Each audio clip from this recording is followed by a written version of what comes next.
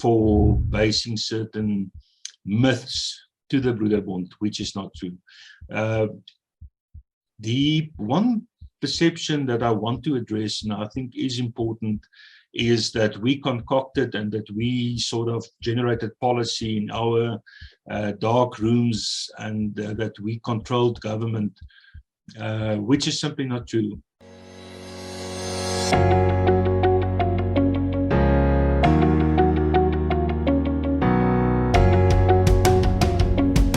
Hello, my name is Donald, and welcome to the #1 media company, WorldView. At WorldView, we explore everyone's perspectives on all things that can broaden our worldview. Today, we're talking with Jan Bosman. Jan is Chief Secretary of the Afrikanerbond. Jan, good morning. Welcome to the show. So, Jan, can you tell us a bit about the Broederbond? What is the history behind it, and why was it created? Good morning, and thank you very much for the opportunity to speak to you and also to raise or to give answers to your questions. And I think also in many of the South Africans' minds there are uncertainties and many perceptions, and let's try and address them with some of the answers. The Afrikanerbond Broederbond was formed in 1918 in Johannesburg, more than 100 years ago, and you will remember that this follows the Second Anglo-Boer War, which created unknown poverty within the Afrikaner community. That led to huge poverty when people came from the rural areas to cities. Urbanization followed, and the social ills that normally happens when there are uncontrolled urbanization also started with Afrikaners living in terrible conditions in the cities in Johannesburg, in Pretoria, and in other parts of the country. And there was no work for Afrikaners. You'll remember that the union started in 1910. It was mainly an English-dominating society, with Afrikaners being second-class citizens in their own country, losing the war, and did not have any benefit from the war. In fact, it became worse. And then in 1918, some students, teachers, members of the cloth came together in Johannesburg and said, but we need to do something about this. And they formed the Afrikaner Broederbond, a cultural organization with its main aim to uplift the Afrikaner from the squalid conditions that the Afrikaner found himself in.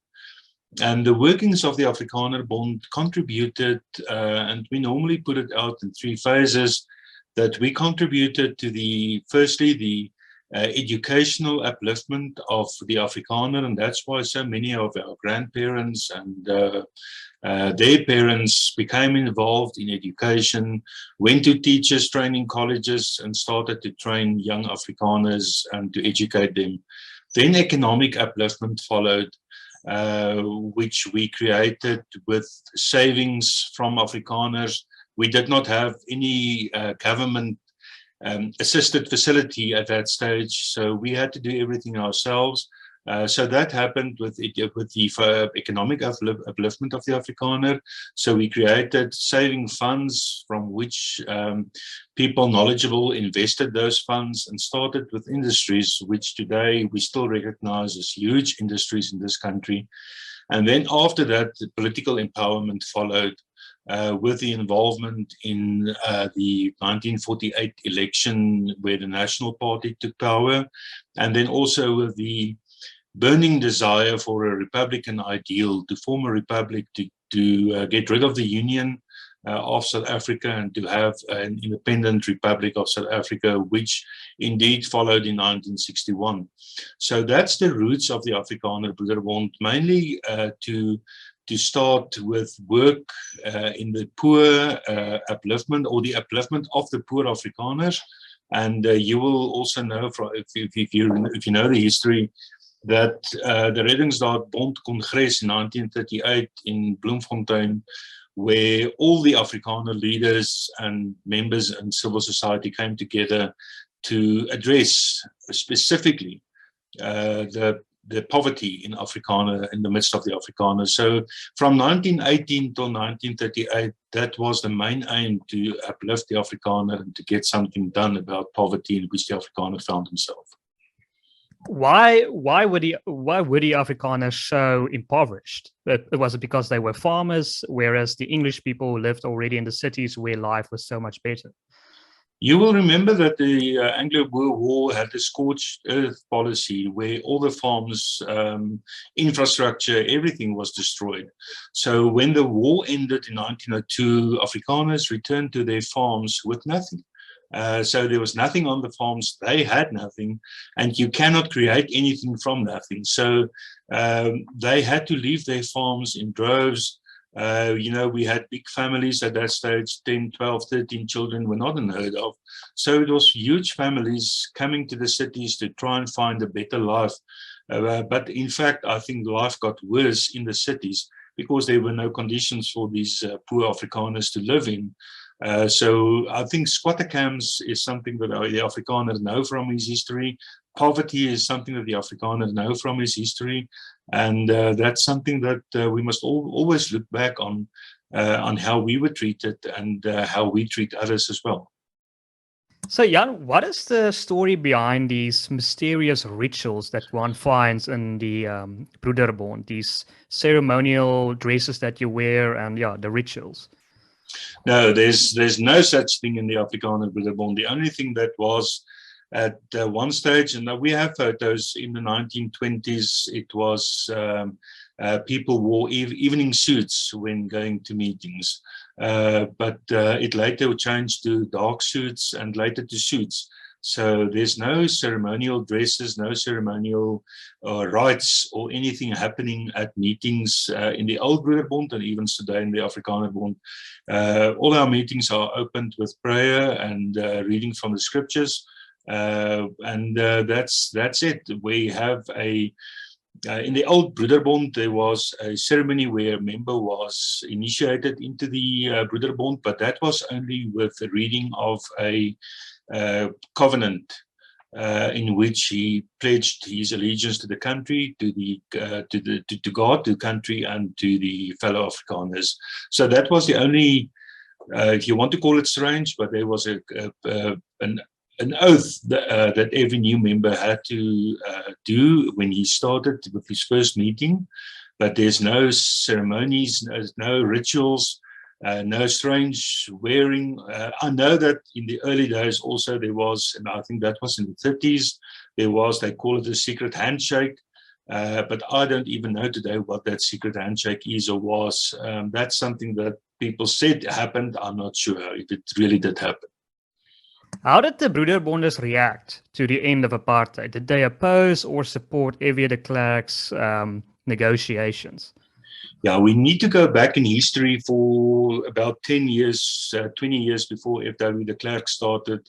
In the middle of the 1970s, the discussions in the Broederbond, and that's mainly what the Broederbond was a think tank of Afrikaners discussing political solutions, discussing politics in general, how we can change things for the better.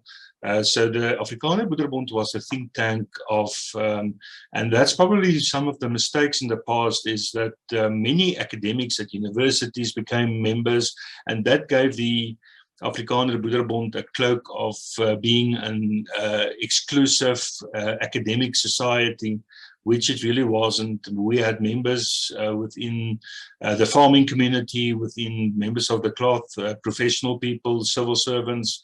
The distribution was evenly spread, I think, about many of the categories of jobs, but it got the impression that it was mainly academic because of the discussions. So the discussion started in the middle 70s about the sustainability of the policy of separate development, which later became known as apartheid. So the discussion started, and many of the leadership within the Broederbond said, but apartheid or separate development is not sustainable. We're creating a country where we have divisions, huge divisions. We're creating an unequal society with the utilization or the application of this policy, and we need to look at something else. And then late in the middle 1985, the first policy document started to appear within the Broederbond, saying that we need to look at a new dispensation, that the Westminster system was not the ideal political situation or application for South Africa, that we need to involve Black aspirations as well within the political system. That was followed again in 1986 with a document which in Afrikaans is die basiese staatkundige voorwaardes vir die voortbestaan van die Afrikaner. That set out the conditions for Afrikaners. If they want to survive in this country, then the political situation need to change dramatically. And I think that was the first hints that a Black government might come to South Africa, that we need to explore ways and means to achieve that. And we set the agenda, I think, for a negotiated settlement to be the solution for a new political dispensation. And F.W. de Klerk was a member of the Broederbond, and many of his members of the cabinet were members of the Afrikanerbond Broederbond. And I think we influenced in some way or another the thoughts of the National Party and also political leaders in the changes that need to happen. And F.W. de Klerk admitted this, that the Broederbond played a huge part in his thinking processes for his 2nd of February 1990 speech. So we made very many proposals about the type of constitution we may have, group rights, and many other proposals, and the type of government functioning and the system that we needed were proposals that were made within the ranks of the Broederbond. But when the negotiations started in 1992, the Broederbond was not involved. We were not a party to the negotiations. And many of the discussion documents that we generated and which we thought might contribute to a solution for this country were never considered. That was in the negotiations between the ANC and the National Party as the two main parties at the negotiations. But the Broederbond, I think, was instrumental in influencing Afrikaner thought in the late 1970s, early 1980s, which created the conditions and also the climate in this country for a new dispensation. Yeah, correct me if I'm wrong, but wasn't there a document floated in the Broederbond that proposed the idea of ending basically the Union of South Africa and splitting it into the various culture groups, like having an Afrikaner state and a Xhosa state and a Zulu state? What happened to that idea? No, that was, you will remember that separate development and how it could be utilized and applied in South Africa was also discussed in the Broederbond, and many people blame the Broederbond for the ills of apartheid. I think that the world opinion was towards separate development, creating separate nations, and that's what we followed in this country. And we thought that separate development could create the conditions for Afrikaners to have their part of South Africa, and that's why we created the National Party, and the government of the day created the separate or the homelands system to create exactly the applied principle of separate development. But I think through time it was recognized that this policy cannot work, will not work, and cannot work in this country. And then I think in the 70s, 80s also that we saw with urbanization, but we're now talking about Black urbanization, Black people coming from the rural areas to the cities, creating conditions in cities that are not sustainable, and also, like we did with Afrikaners, create a system of poverty. And we needed to find solutions for that problem. And I think political participation and the political dispensation that we saw in 1992 was exactly that, to address the ills that we saw happen to Afrikaners, but which we also saw happen to Black people in this country.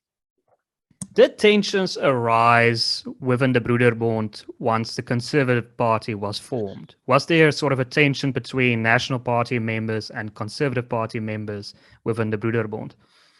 Well, we saw exactly what happened on political level played out in the Broederbond.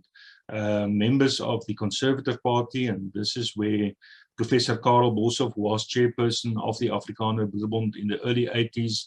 He was followed by Dr. Gerrit Viljoen, who was a staunch member of the National Party. In fact, later on became a member of the National Party cabinet, followed again by Professor Pieter de Lange. But we also had a chairperson like Dr. A.P. Triernicht in the late 70s, early 1980s. So many of the things that you saw played out on the political playing field also happened within the Broederbond, and that created huge tensions. There was a circular that was distributed, if I remember correctly, and I can't give the date, in the 1960s, where members of the Broederbond was first, I think, requested, but later also prohibited from being members of the Stichte Nasionale Partij, the HNP. And we wanted to avoid a similar situation with the Conservative Party being formed in 1982 and creating tensions within the Broederbond.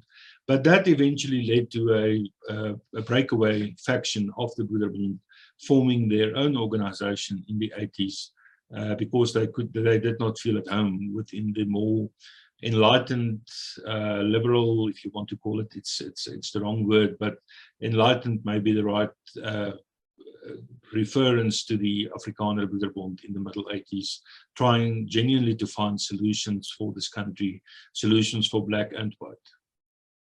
So, Jan, in the book Super Afrikaners, the authors lay out a devastating assessment of the Broederbond, stating that they basically created government policy, they controlled a third of politicians, academics, clergymen, and they ostracized and they basically ended the career of anyone who stood in their way. What is your opinion of this book?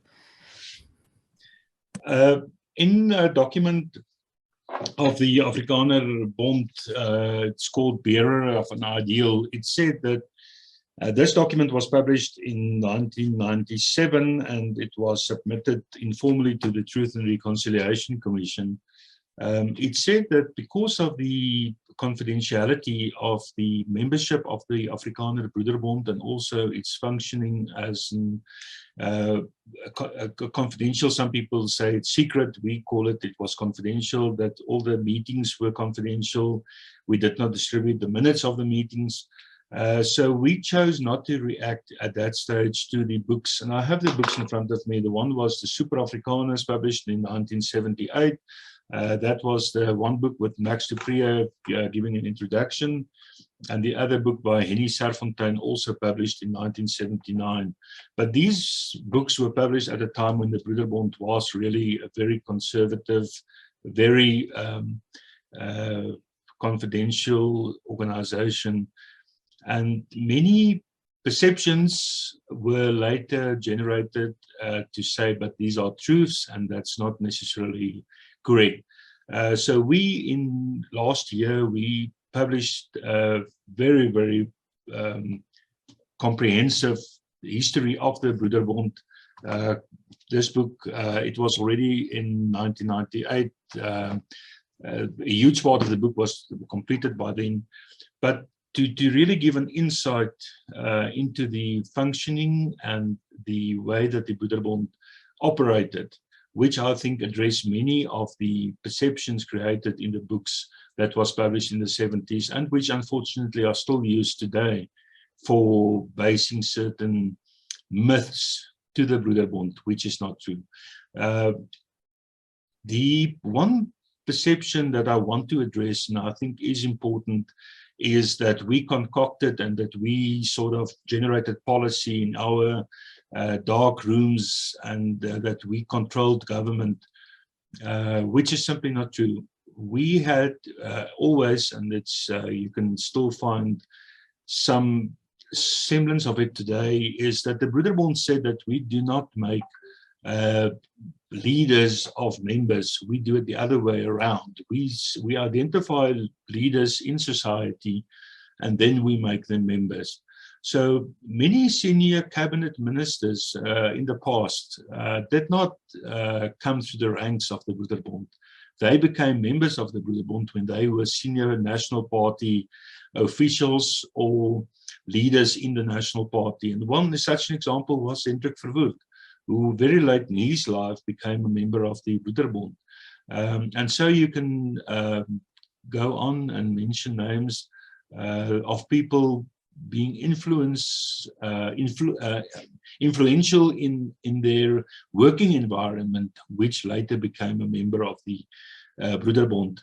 But government policy were never decided on in the Afrikaner Broederbond, and all our documents and minutes and discussion documents are available for perusal at our archives, which are held at the Voortrekker Monument. We get many researchers applying to go through our documents on certain topics when they are doing research on economic development of Afrikaners, then they will go through our documents. But nowhere, even in my own studies, where I went through some of these documents, that I find any indication that government policy was decided on by the Broederbond, or that senior members in government were appointed by the Broederbond. That simply did not happen because of the way that we functioned, where we made members of people who were already identified as leaders and influential in their own circles, be it in government, be it in culture, be it in sport. They were all very late in their life, they became members of the Afrikaner Broederbond. But what we were was a think tank of ideas where people could, in a confidential environment, really discuss with each other, get the solutions, get the, take a policy and tear it apart and give your honest opinion about every facet of these opinions, be it cultural, be it political, be it sport. That was always discussed in the Broederbond, but never as a means to be applied in government or elsewhere. Is it true that Jan Smuts, former Prime Minister Jan Smuts, spoke out against the Broederbond?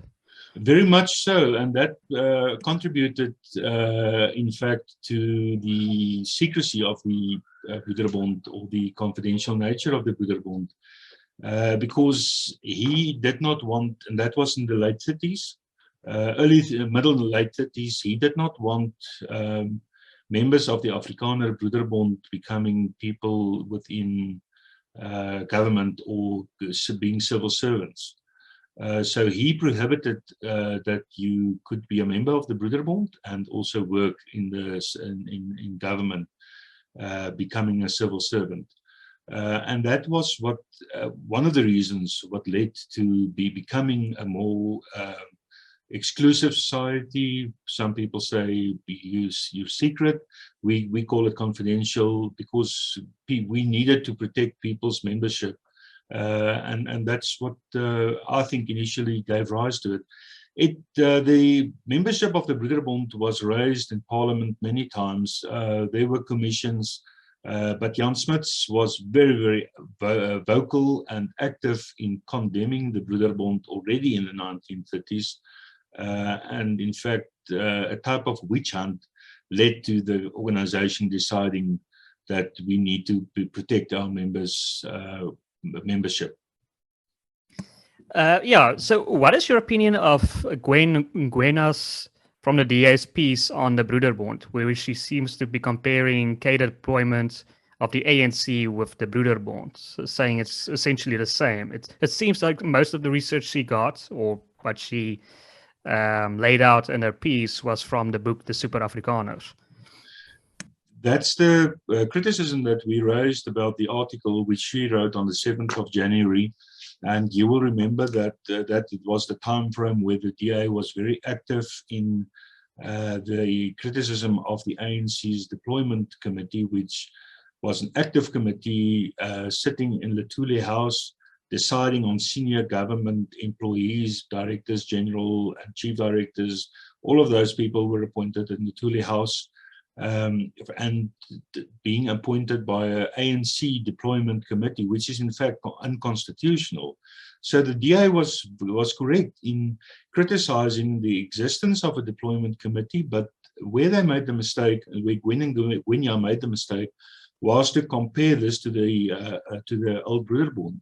And I raised this in my answer to her, where I said, but she's basing everything that she wrote, she's basing on the two books which I showed you earlier, written in the 1970s, the one by Henry Serfontein and the other by Wilkins and Hans Strydom. And the Broederbond never reacted to the accusations in these books because of the protection of membership and also because of the confidentiality of some of the discussions. But I think when you do something like that today, when you write something like that today, then by all means, you are more than welcome to also look at the book that we published last year, which is available, and which in fact we said we'll make available free of charge to Gwen and Ngwenya. She never took up the offer. But there's so many perceptions created by these two books that was written in the 1970s, and that's old sources. In fact, we also, when we answered in the article which we answered to Gwen and Ngwenya, we referred to more recent articles, the one written by R.W. Johnson and the other one by John Kane Berman, which he wrote in Politics Web end of last year, in which he very specifically said that there's no link between the way that the Afrikaner Broederbond functioned and the success they had with creating industries in this country, but also on the continent, and the way that the ANC's deployment committee is appointing senior members in government, and the massive destruction that we saw following that policy, and which is still in place today, in fact. So there's no reference. You cannot compare the two. And it was wrong of the DA to try and compare it when they tried to focus the public's attention to the deployment committee.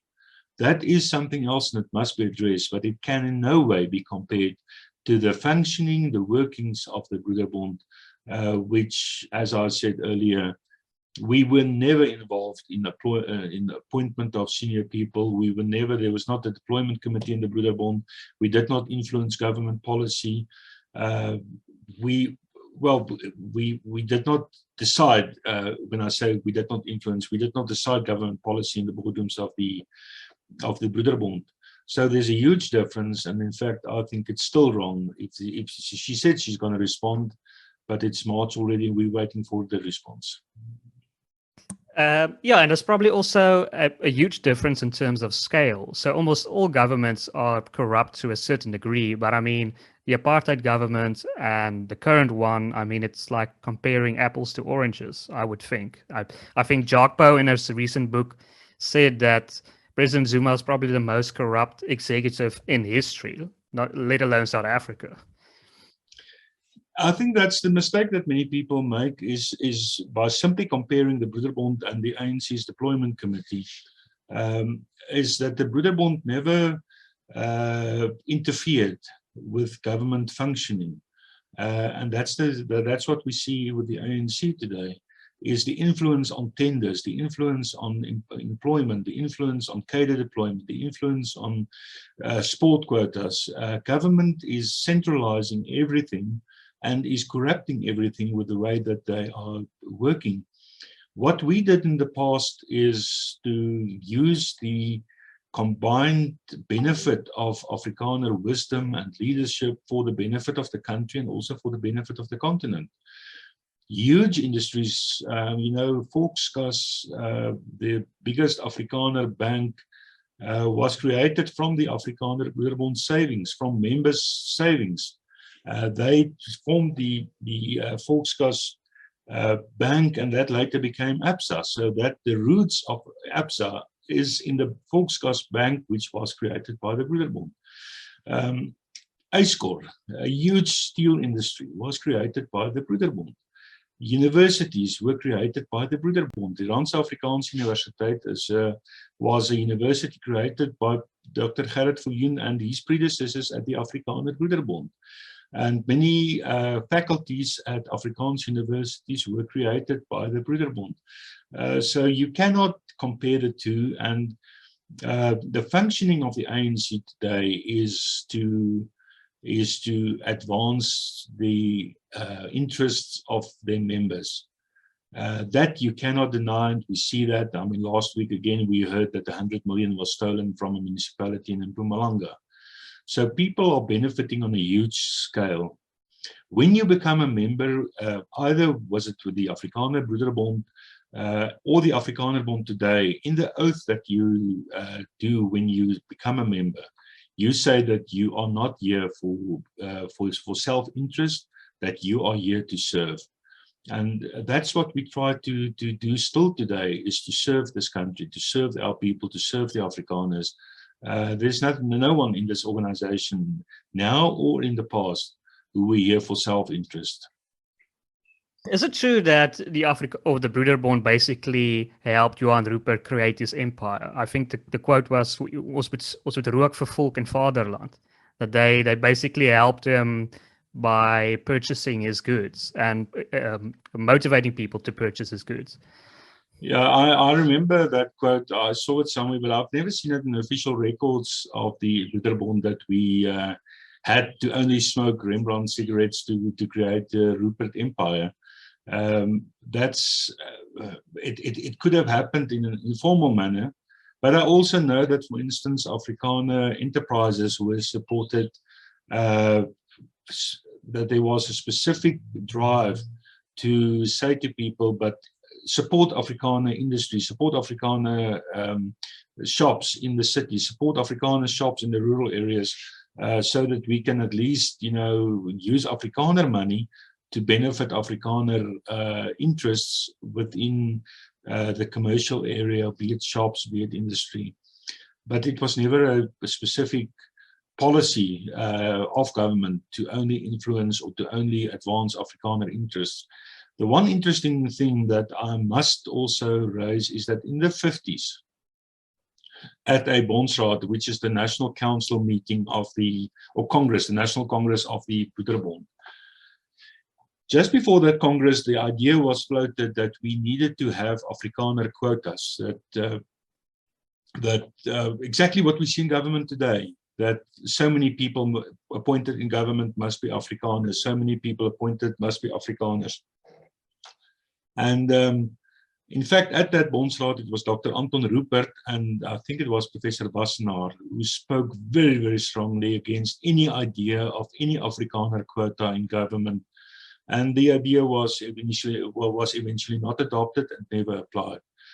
So within the Afrikaner community, ideas were raised, but also, I think, through the influence of industrious Afrikaners who saw what the result of such a policy will be, it was never adopted. And I think we are thankful that we had the wisdom of someone like Anton Rupert to warn Afrikaners at that stage that it's not the road to embark on, and we did not.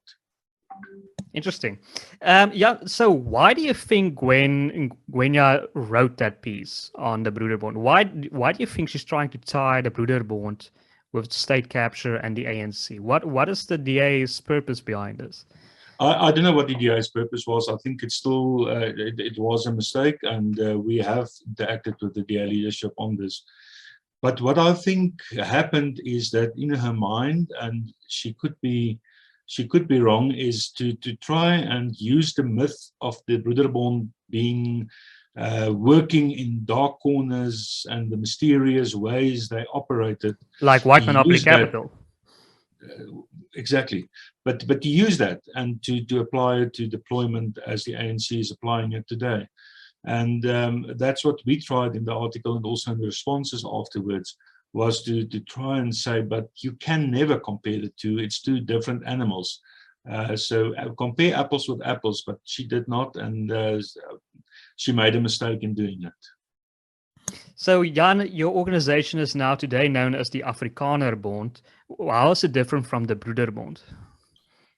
When the new dispensation was negotiated from 1992 to 1994, it also created awareness of the functioning of the Afrikaner Broederbond within our own ranks. And in 1992, we started the process to say, but how can we change and adopt to the new South Africa?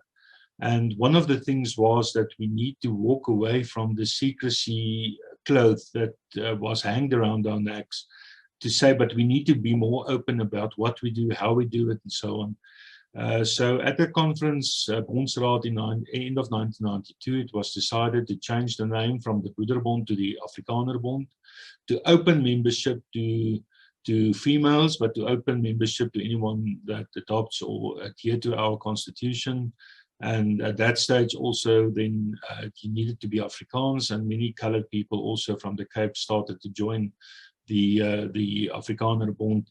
Many women also joined the Afrikanerbond, and today that's the functioning of the Afrikanerbond. We're an open organization. All the information that you can find will be on our website. In the books that we've published 2 books since 1918.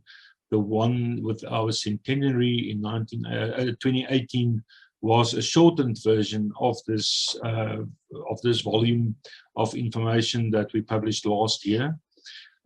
So we've tried from our side to address the myths and the perceptions about the Broederbond with these books, and I hope that many of the answers that anyone might still have will be found in these books, the way we functioned. Of course, membership is not published, but for the rest, I think everyone will find the answers to their questions in these books. How does one join the Afrikanerbond? Well, we have a membership form on the website, but also by simply sending an email, completing the membership form, and we just need the information.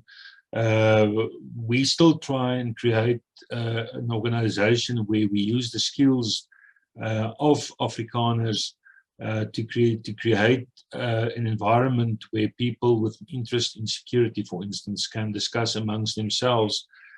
People knowledgeable within those industries, how we can secure ourselves in this crime-infested South Africa that we currently have.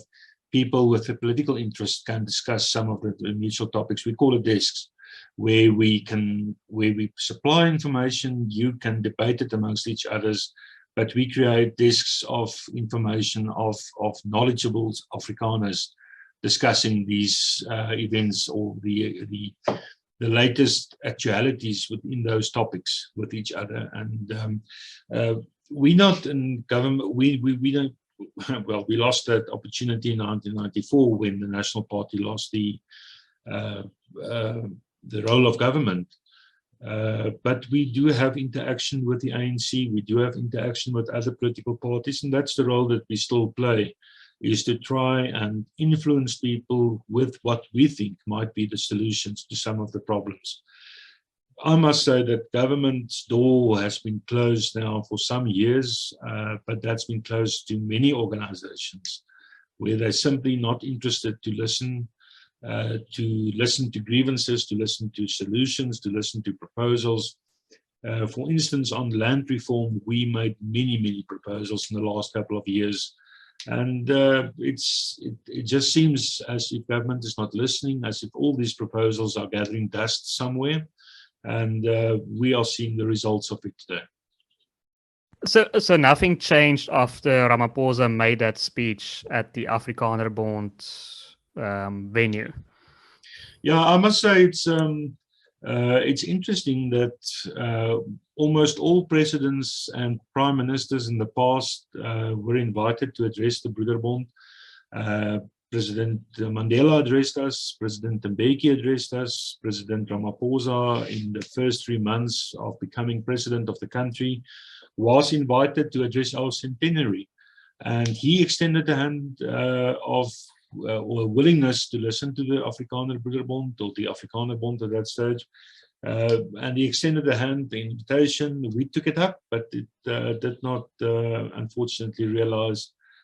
But we do not stop with delivering comment or making comments on public processes. We still do that, not necessarily direct to the union building, but in the parliamentary processes. So Jan, do you see a future for the Afrikanerbond in a world that's increasingly becoming globalized? We are more looking to as a African or a person of the earth rather than an Afrikaner. Do you see a future for the Afrikanerbond? I think that the future is going to demand more identity politics. Identity, not in the sense that we see it with the critical race theory being applied, but with cultural identity becoming more to the fore, where we see now, for instance, black aspirations coming to the fore, where people are saying, but we need to promote the Sotho culture, the Nguni cultures, we need to promote that, and we will assist where we can, because it's also in our interest to promote those interests, and we will never walk away from promoting Afrikaner interests, especially not in South Africa today, where government is in fact collapsing, and where civil society is coming more to the fore. But we need to maintain mother tongue education within our schools. That's something that we are very, very involved in. We need to raise awareness of Afrikaans as a language of instruction. But that's not the right thing anymore. We need to take the hands of colored Afrikaans-speaking people and raising awareness of Afrikaans. But just as similar, we need to raise interest of languages in this country, because we are, in fact, a diverse country. But this government does not accept this principle. They still very adhere to old ideologies. And in fact, I think they never read this constitution of ours. They rule government through their own ideology and through outdated documents of the 70s and the 60s, and in fact, the Freedom Charter of the 1955. So we need a modern government, and until we get that and we get a normal interaction between civil society and government, you will see a stronger civil society taking over the functions of government, because we have a collapsing government. I just saw a report last week which was very critical of the ANC.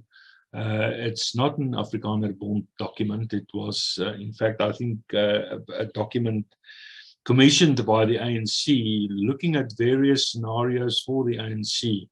But one paragraph in that document really made an impact on me, because I think that's more the answer that you're looking for.